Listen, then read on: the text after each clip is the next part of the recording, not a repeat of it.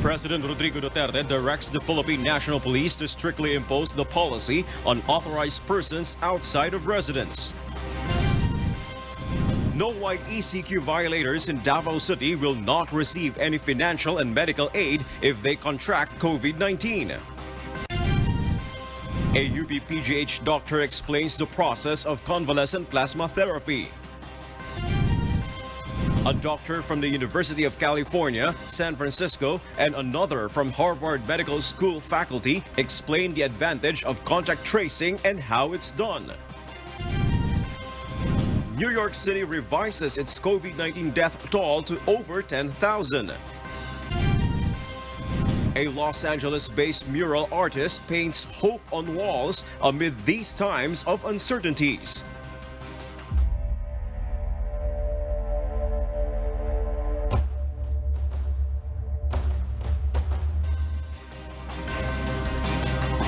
President Rodrigo Duterte directs the Philippine National Police to impose the policy on authorized persons outside of residence.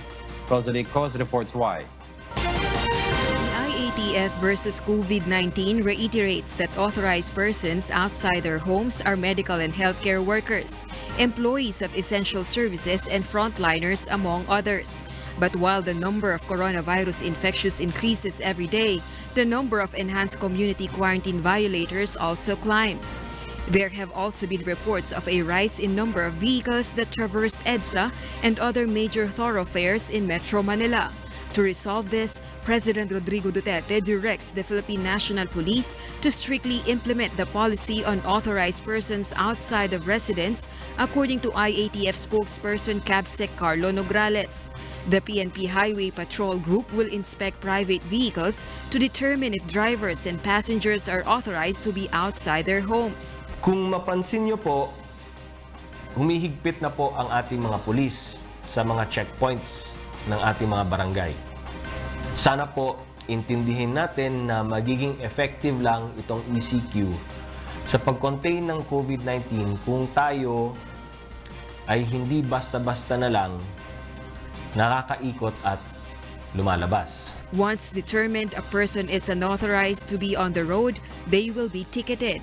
If the driver or any of the passengers is not authorized, HPG will issue LT top or MMDA OVR tickets against the drivers of those private vehicles transporting unauthorized persons outside residence as identified by JTF-CV Shield. Rosa Licoz, UNTV News and Rescue. We serve the people, we give glory to God. Davao City Mayor Sara Dutertes sternly warns violators of the enhanced community quarantine protocol. Janice Inhente explains why. Violators of the ECQ placed in Davao City will not receive any financial or medical assistance from the city government if they contracted COVID-19. The Lady Mayor made the statement after making rounds in the city yesterday and saw that a lot of private vehicles traversing roads despite the ECQ. Mayor Sara also ordered the stricter implementation of checkpoints and the monitoring of roads across the city with over 2.5 million population. City authorities' data show around 560 violators of ECQ protocols, curfew and liquor ban have been accosted by the Davao City Police Office. Of that number, 258 are facing charges. As of today, Davao City has recorded at least 76 confirmed coronavirus cases, with 15 deaths and 42 recoveries. Janice Inhente, UNTV, News and Rescue. We serve the people, we give glory to God. The Philippine National Police is targeting to raise a total of 200 million pesos through the voluntary donation of each PNP member. This is through their Bayanihan Fund Challenge. Lea Ilagan tells us why. PNP Chief Police General Archie Gamboa said in the UNTV program Get It Straight with Daniel Razon today, members of the PNP Command Group, directorial staff, police regional offices, national support unit, and other star-rank officers will commit 50% or half of their basic salaries. Gamboa added they will turn over the fund raised to the office of the executive secretary once completed. This move is in response to the president's statement that the government does not have enough funds to sustain its fight against COVID-19. Pagkatapos ng live FT ko kahapon, medyo nag-snowball. Ang daming nag-text sa akin individually, as an organization, mga class nila sa PMA, sa PNPA, at ibang different organizations. The donation will not automatically be deducted from the PNP personnel's salaries. Instead, the head of office will collect individually. Dapat magpusa yung bawat isang pulis na magbigay ng kanilang contribution, and ang plano namin dito, we'll turn it over to the executive secretary, and then sila na bahala kung saan nila ito dadalhin. General Gamboa targets to turn over the cash donations to Malacanang on May 1st. Leia Ilagan, UNTV, News and Rescue. We serve the people. We give glory to God. President Rodrigo Duterte tells his fellow ASEAN leaders to brace for future outbreak. Here's why from Rosalicos. COVID-19 will not be the last pandemic the world will face. We have to be ready for future outbreaks. During yesterday's ASEAN video conference, this was President Rodrigo Duterte's advice to his fellow leaders in the Association of Southeast Asian Nations. Specifically, ASEAN should establish early warning systems for pandemics in the region and improve ASEAN's mechanisms to cover public health emergencies. President Duterte also reiterated the importance of cooperation among ASEAN member states together with China, Japan, and South Korea to resolve the crisis brought about by the COVID-19 pandemic. This includes cooperation in the manufacturing of necessary medical supply and equipment, assurance of food security, open trade and supply chain connectivity, and scientific cooperation for vaccine research and development. According to IATF versus COVID-19 spokesperson, Cabinet Secretary Carlo Nograles, ASEAN Plus 3 Summit also discussed a potential vaccine against COVID-19 called a vegan. President Duterte expressed the Philippines' willingness to participate in the clinical trials for the potential treatment against the new coronavirus. According to Prime Minister Abe, there are about 50 countries that are interested in studying this drug further. And Prime Minister Abe gave special mention to President Duterte in this regard. Rosa Licos, UNTV, News and Rescue. We serve the people, we give glory to God. Meanwhile, the Trump administration will no longer continue funding the World Health Organization amid the coronavirus pandemic. Asher Kadapan Jr. reports the reasons why. U.S. President Donald Trump announced on Tuesday that his administration is halting the nation's funding to the World Health Organization as COVID-19 continues to take a toll globally. At a White House news conference, Trump said the WHO had failed its basic duty over its handling of the coronavirus pandemic and it must be held accountable.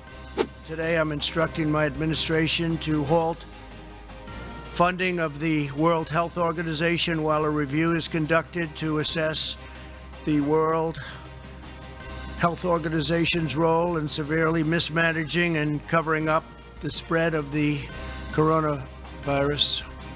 He said the group had promoted China's disinformation about the virus that likely led to a wider outbreak of the virus than otherwise would have occurred. The WHO failed to investigate credible reports from sources in Wuhan that conflicted directly with the Chinese government's official accounts. There was credible information to suspect human-to-human transmission in December 2019, which should have spurred the WHO to investigate immediately. Trump's announcement came as he is aggressively defending his own handling of the outbreak after the administration has been scrutinized for downplaying the threat from the coronavirus early on and faulted for delays in testing.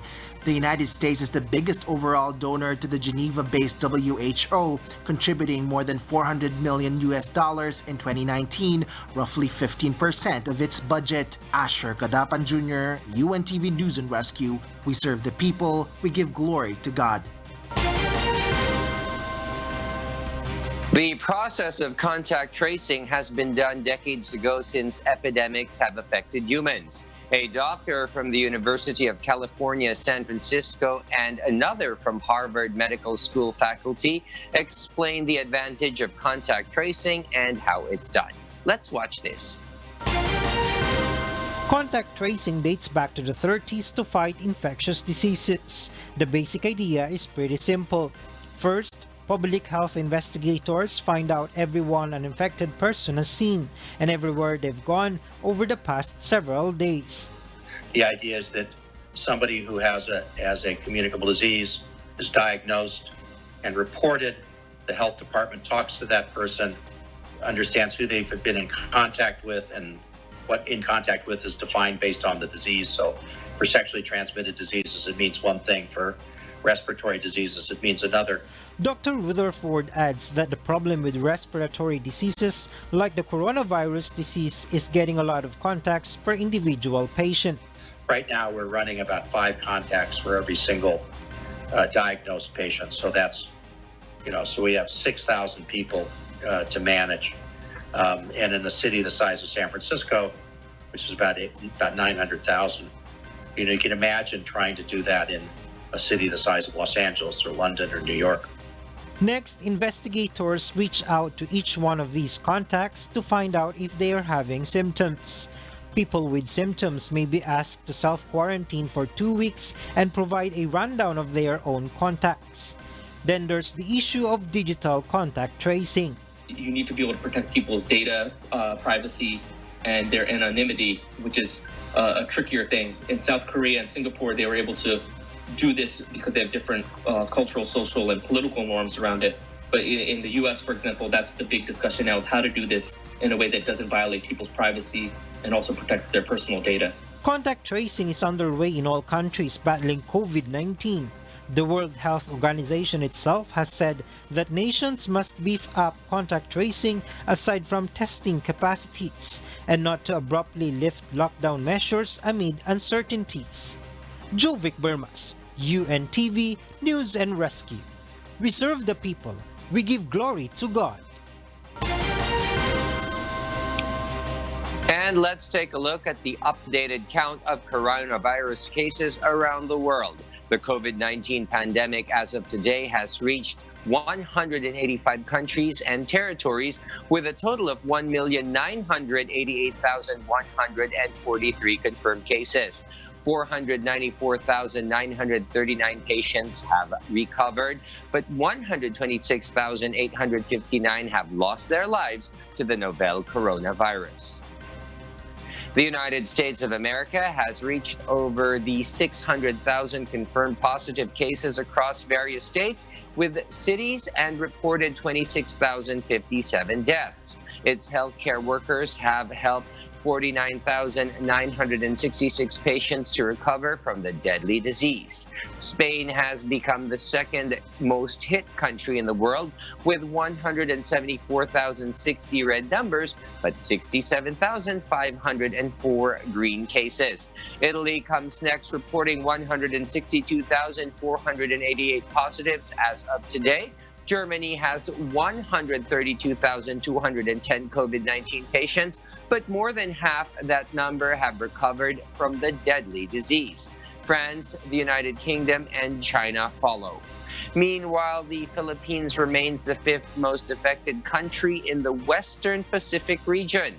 The Health Department today reported that the total number of cases in the country stand at 5,453. This after recording 230 new cases. 58 more patients have recovered from the disease, bringing the total recoveries to 353. The death toll is now at 349.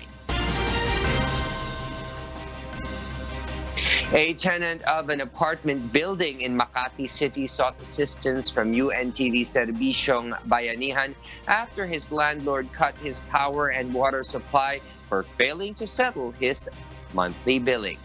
Dante Amento tells us his story why. Kene Busico, a tenant in an apartment building in Barangay San Martin de Porres in Quezon City, sought the help of UNTV's Serbisyong Bayanihan yesterday. His landlord cut their power and water supply after he failed to pay his bi-monthly bill over 3,000 pesos. Kahit gumawa po kami ng promissory note na may balik lang po kami sa trabaho, mababayaran ko ito. Tsaka kung ano po yung magiging atraso pa ko namin. Ngayon po, ayaw po talaga pumayag. Barangay officials also intervened on their behalf but to no avail. Nakakalungkot lang po. Kumbaga parang namagitan na kayo, hindi pa rin pala kayo pinagbigyan. Kami naman po gagawa ng paraan, hindi po kami titigil na gumawa ng paraan para matulungan po yung ating mga kababayan na naapektuhan po ng krisis na ito. One of the authors of the Bayanihan to Heal as One Act said, such action is a violation of the law that intends to provide relief to those affected by the Luzon-wide lockdown. Since yung rental, nagbabayad sila sa landlord, so kasama sa rental nila yung pagbayad sa tubig at kuryente. Hence, kasama to dun sa grace period na tinatawag. An anonymous viewer feeling compassion for Kenny's plight volunteered to pay for his bill. Merong ali dito nagmagandang loob nakikinig at ang sabi niya siya na daw ang magko-cover nung yung kailangan ninyong bayaran para maibalik yung nyo for the pati yung upa mo na isang buwan. Within the day, Kenny's power and water supply was restored. Brethren from Members Church of God International or MCGI also gifted him with food packages. Putulan ho kami ng aming kuryente.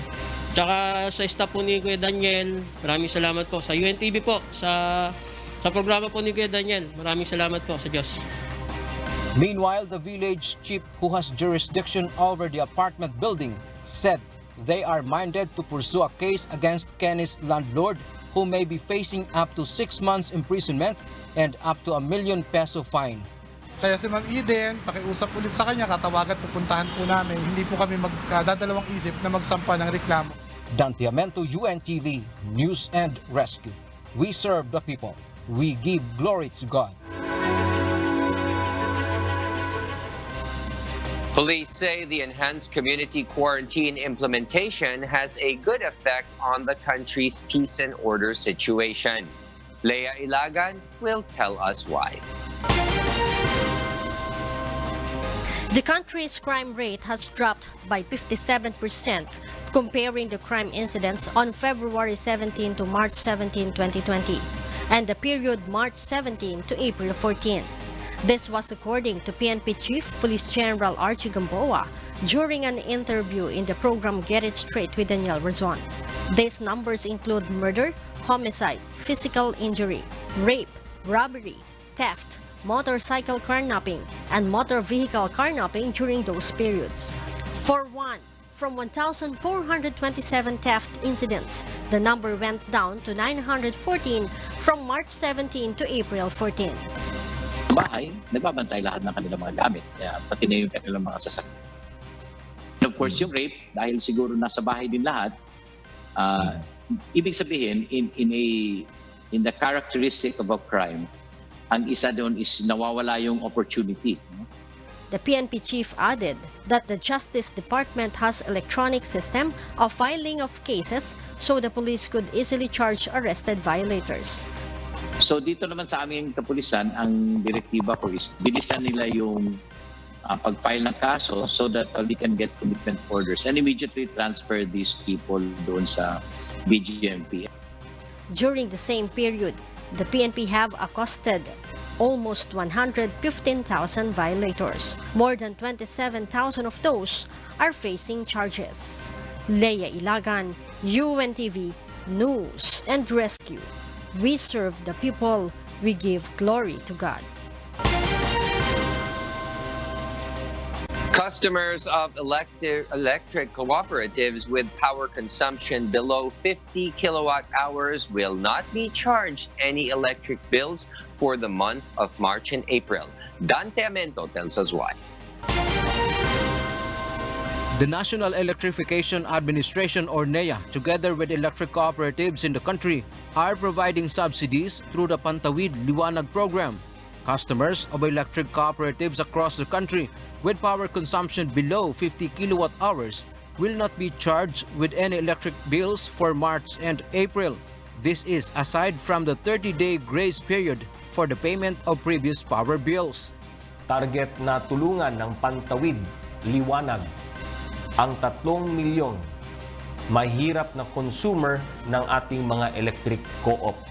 The NEA Board of Administrators has approved 1.3 billion peso subsidy for the national government amid the present COVID-19 crisis. IATF EID spokesperson Cabinet Secretary Carlo Nograles says that based on the Department of Energy's report, Luzon has more than enough supply of power. This means we currently have an excess capacity of 4,742 megawatts. Ibig po sabihin, lubos din po ang supply ng ating kuryente dito po sa Luzon. Dante Amento, UNTV, News and Rescue. We serve the people. We give glory to God.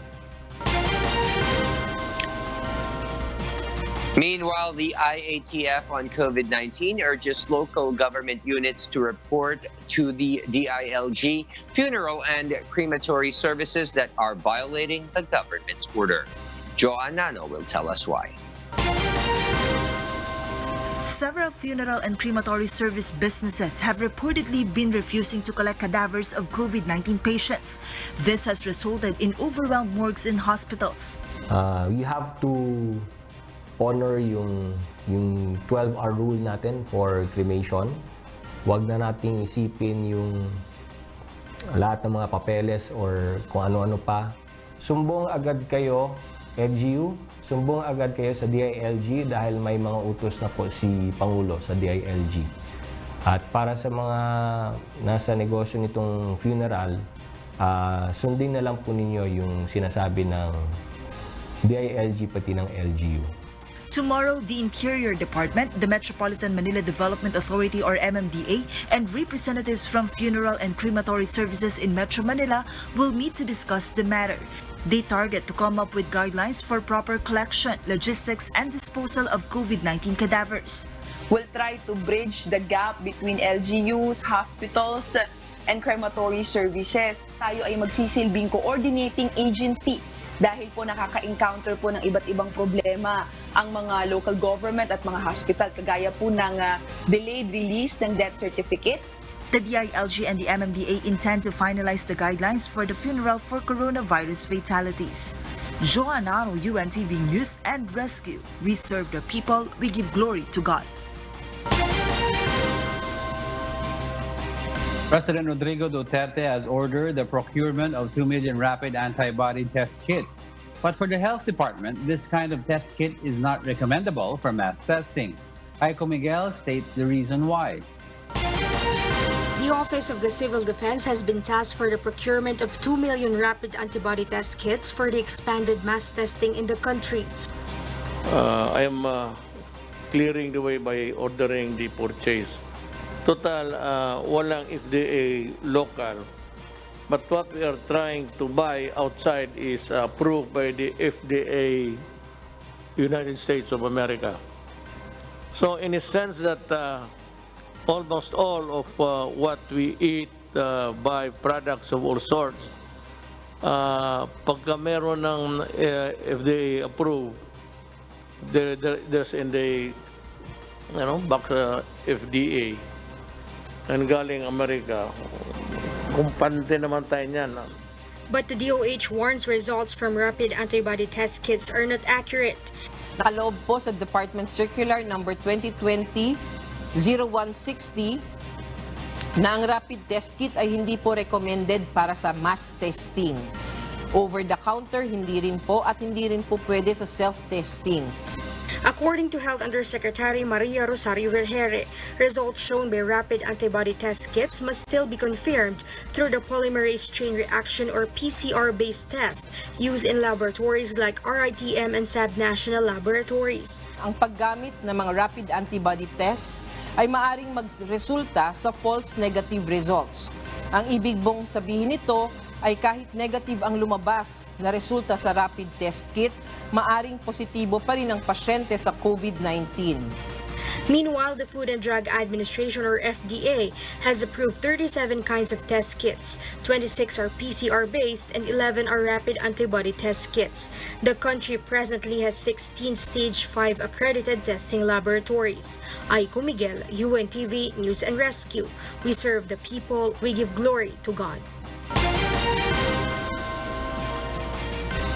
Blood transfusion from COVID-19 survivors is one of the treatments being explored by experts to fight the virulent new coronavirus. What are the processes involved in this form of treatment? Ray Pelayo reports. The Philippine General Hospital has begun treating COVID-19 patients using convalescent plasma therapy.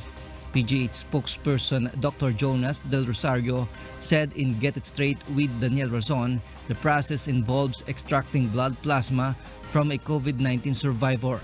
The blood plasma will be transfused to a patient still fighting the virus.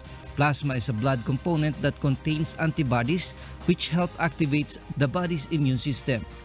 Yan pong nakikita nyo sa screen, yan po yung tinatawag naming plasmapheresis machine. Yan po yung basically parang hinihiwalay, kikita mo parang pula at dilaw na tubing, no? Yung pula, yun yung whole blood, pero pag dumaan yun, pag na-filter, nahihiwalay yung cellular part ng dugo, yung mga red blood cells, at yung liquid part, yun po yung plasma. Yun po ang talagang kailangan dahil nandun po yung antibodies. This way of treatment was used in diseases like the Spanish or H1N1 flu, which killed 50 to 100 million in 1918, measles, severe acute respiratory syndrome or SARS, and Middle East respiratory syndrome coronavirus. The viruses that cause these illnesses are virulent viruses. There are claims many patients recovered faster from those virus-caused diseases through convalescent plasma therapy, but the DOH says this way of treatment is not yet approved by the government and remains on clinical trial. Mahalaga na kumuha tayo ng informed consent sa ating mga pasyente dahil experimental or investigational pa lang po ang treatment na ito. Hindi sigurado na magiging epektibo sila. Kailangan din maipaliwanag ang posibleng side effects na maidudulot nito. Prospect donors will be screened by PGH health workers before extracting blood. DOH data show only a few hundreds have so far recovered from the disease compared to those who still need treatment. But there could be more potential donors. Marami po tayo mga pasyente o mga kababayan, baka hindi nga nila namalayan na nagkaroon sila ng COVID-19 kasi halos wala silang nararamdaman o malakas ang kanilang pangangatawan, parang halos hindi nila naisip na baka may COVID-19. And yet, kapag tines mo yung mga taong yan, ay meron silang, malalaman mo, naka-recover pala sila sa sakit. So these people are also potential donors, no?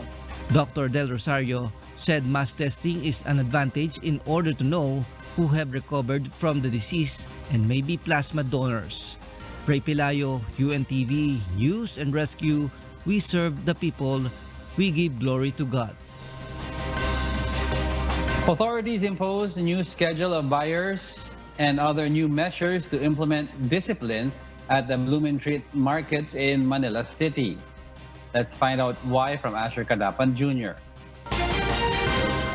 After the influx of consumers in the past 2 days, the surge of buyers were controlled as authorities imposed new measures at Blumentritt Market in Manila City. Authorities began today the strict implementation of the new schedule of buyers.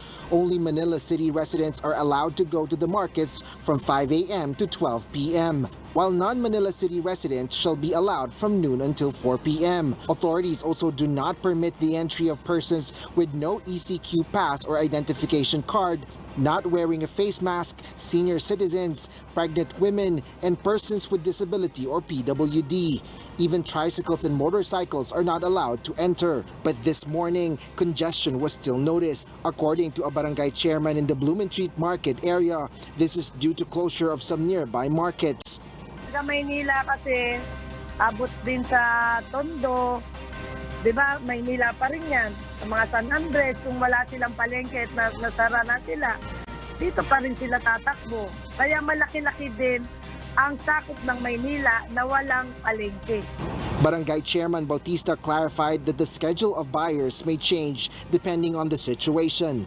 Asher Cadapan Jr., UNTV News and Rescue, we serve the people, we give glory to God. Marikina Mayor Marcelino Marcy Chodoro will push through with the opening of the city's COVID-19 testing center on Friday with or without a go signal from the health department. There is no stopping him. Arlene Delgado tells us why. The health department has yet to issue a stage 5 certification to the Marikina City COVID-19 testing center. The DOH cites the facility has yet to install its equipment, and laboratory technicians and personnel still have to undergo hands-on training at the Research Institute for Tropical Medicine or RITM. Marikina City Mayor Marcelino Marcy Teodoro says National Task Force COVID-19 Chief Implementer Secretary Carlito Galvez Jr. will coordinate with the DOH to expedite the accreditation, recognizing the urgency for testing. In a text message to UNTV News and Rescue, Secretary Galvez confirmed this, and the DOH says it will facilitate compliance of the testing laboratory to make it functional soon. Some of the laboratory equipment were installed in the facility today. The medical technologists from the city government who will conduct the test in the facility are undergoing an online course with the University of the Philippines National Institutes of Health. According to the mayor, he requested the DOH to have a special schedule for the confirmatory session this week at the RITM, but the earliest the DOH can give is Monday. Gagawin daw nila yung training sa Lunes pa. Sabi ko, kung magagawa ngayon, bakit di natin gawin ngayon yung training na yon? Para sa ganun, maka 100% compliance na kami. May urgency, may crisis. Alam ko, pag binuksan ko sa Biyernes itong aming testing center, maaaring may batas akong lalabagin sapagkat sinasabi ng batas na kailangan ng license to operate from DOH. Pero pipiliin ko na managot sa batas at kung makukulong tayo, ay haharapin ko na kung ang kapalit naman ito ay yung buhay na maililigtas kung matetest ng maaga at magagamot ng maaga at ma-isolate para hindi pa makahawa. 2 polymerase chain reaction or PCR machines that can process up to 400 specimens per day will be used here. The city government will utilize up to 8,000 test kits from Manila Health Tech Incorporated. Na-identify namin yung case. And then lahat ng na-expose ng case na yon ay yun ang sino-surveillance namin. Yun ang gusto naming ma-swab. Ito ay gagawin natin sa mga bahay-bahay ng mga tao. Meron kami dedicated ambulance na manned by the swabbing team na pupunta dun sa mga area kung saan sila kailangang mag-swaban. Marikina City has 68 confirmed COVID-19 positive cases, 22 suspected cases, 6 recoveries, and 9 deaths. The suspect cases are in quarantine at the Marikina Hotel. Arlene Delgado, UNTV News and Rescue. We serve the people, we give glory to God. The airline governing body estimates that global losses suffered by airlines have reached over $3 billion. IATA admits airline companies are suffering. Nina Armilio tells us why. Estimated global airline losses from the coronavirus pandemic have climbed to $312 billion on Tuesday. This is 25% more than previously forecast. The reason for that is, first of all, the extension of the lockdowns in many countries, the extension of travel ban and travel restriction done by many governments, and the impact of a very strong recession that we expect now for 2020. The latest forecast from the International Air Transport Association, or IATA, is up from the $252 billion figure given on March 24 and represents a 55% drop in 2020 passenger revenue compared with last year. Alexandre de Uniac, IATA Director General, admits that airlines are fighting for survival. He added that any lockdown and travel ban measures implemented would need to be lifted jointly. We have designed a phased approach starting from domestic markets to restart airlines, then to regional, continental, and then intercontinental relations. IATA has urged governments to provide airlines with liquidity urgently to help them survive the crisis, warning that many will go bust within weeks unless they receive help. Nina Armilio, UNTV News and Rescue. We serve the people. We give glory to God.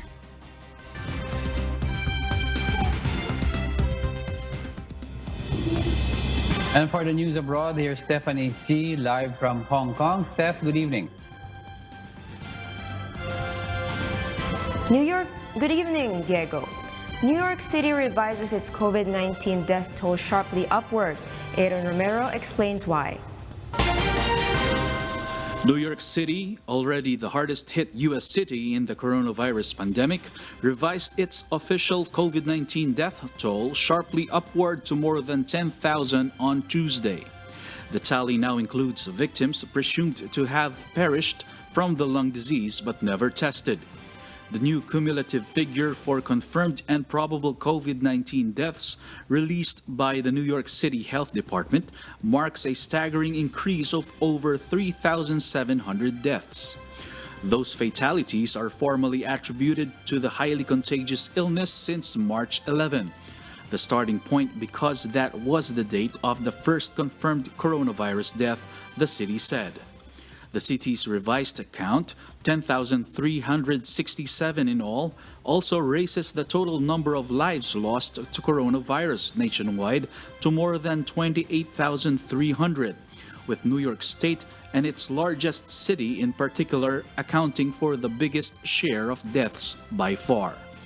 New York City's health department said it now also counts any fatality deemed a probable coronavirus death defined as a victim whose death certificate lists as a cause of death, COVID-19 or an equivalent. Aaron Romero, UNTV News and Rescue. We serve the people, we give glory to God. Denmark's government plans to reopen society more quickly than anticipated. Miguel Rey de Leon will give the details why. Denmark will reopen daycare centers and schools for children in 1st to 5th grade beginning today, April 15. This is the first step of the Danish government in a gradual relaxation of a month-long lockdown. This as the number of coronavirus-related hospitalization continues to fall, Prime Minister Mette Frederiksen said on Tuesday. But the government has faced criticism for keeping many small businesses such as restaurants, cafes, and hairdressers shut. Our job as government is not to look after the interests of certain groups, but to find a balanced solution that is good, both in terms of health and also provides significantly better conditions in terms of jobs. That is what we have done until now, and will continue to do. She did not specify details of the government's proposal. The Nordic country, one of the first in Europe to shut down, has confirmed cases nearing 7,000 as of today, with the number of hospitalization has fallen over the last 2 weeks, and a death toll of about 300. Miguel Rey de Leon, UNTV News and Rescue. We serve the people, we give glory to God. Two Brazilian governors announced they tested positive for COVID-19. Chris Perez has this story. Rio de Janeiro Governor Wilson Witzel tested positive for the new coronavirus on Tuesday, April 14. Witzel announced on Twitter that after not feeling well in recent days with a fever and sore throat, he requested the test and received the positive result yesterday. Witzel visited the hospital later on Tuesday where he was undergoing tests to see if he needed to be hospitalized, staffers in his office said. Meanwhile, Para Governor Helder Barbalio posted a video on social media informing the people he has tested positive for the novel coronavirus. This after members of his staff came down with the virus, although he had no symptoms. He continues his work from home. Both governors call for people of their states to obey home shelter guidelines to avoid spreading the virus. Chris Perez, UNTV News and Rescue. We serve the people, we give glory to God.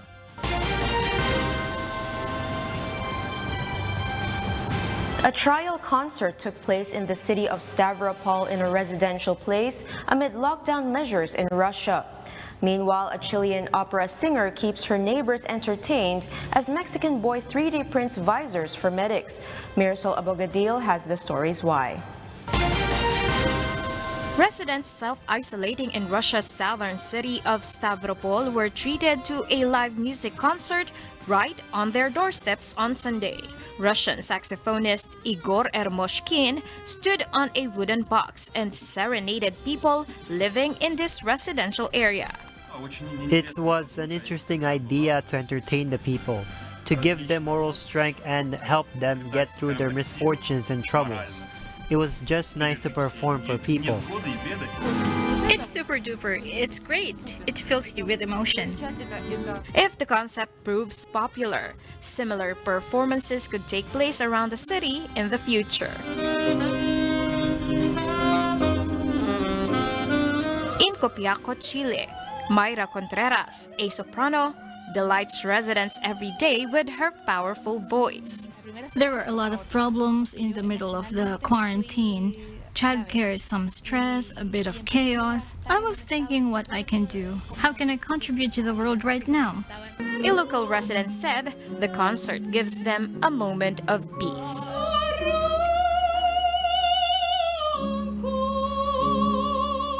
And in Mexico, a 12-year-old boy found a way to help with reported shortages of masks and visors brought on by the coronavirus pandemic by making his own.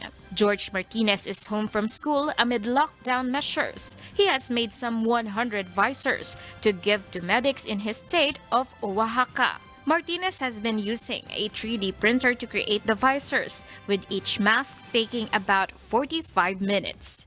Marisol Abogadil, UNTV, News and Rescue. We serve the people. We give glory to God.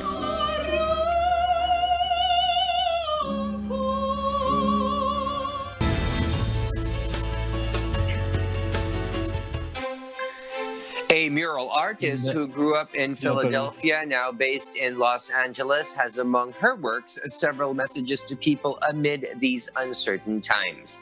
Her brother, a COVID-19 frontliner, helps her with concepts for her projects, which makes her work closer to home. Nina Armilio has the details why. Extra paint from a Kobe mural, plus an empty wall. Just the perfect canvas and medium for a mural. Yes, that's what 30-year-old Cory Matty had in mind, to come up with a screaming message amid these uncertain times. Cancel plans, not humanity. The owner gave a thumb up Tuesday morning to use this wall. Cory started painting in the afternoon and finished the next day. That's 20 hours. But what's all this about? I was just trying to find something that, was a little bit of positivity in what's going on. It's not easy to find. And why hope dealer? Like the classic, drug dealer on the corner, where it's like, but instead I'm like giving out hope, and I know some people probably don't like that, but I wanted to change something that's like has a negative connotation to maybe something more positive.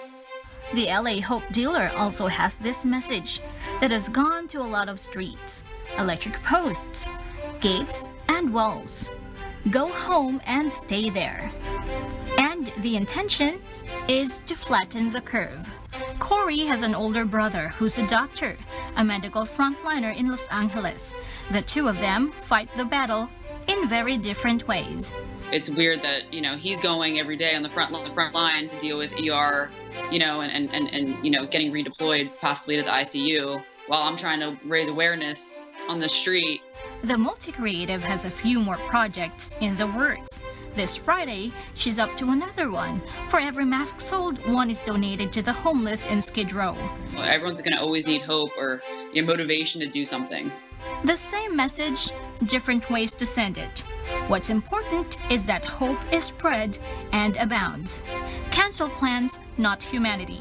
And be safe by staying home.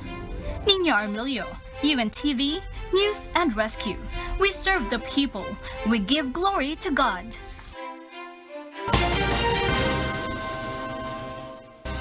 Kasambahay, we are at a time when the country is under a state of health emergency. The cooperation of all Filipinos is imperative to avoid the deadly virus. We are calling on everyone to be calm.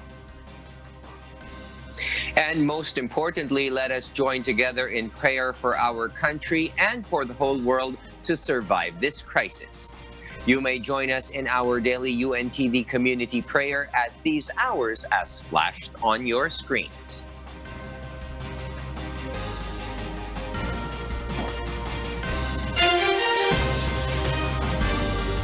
And those are the reasons behind the news. I am William Theo.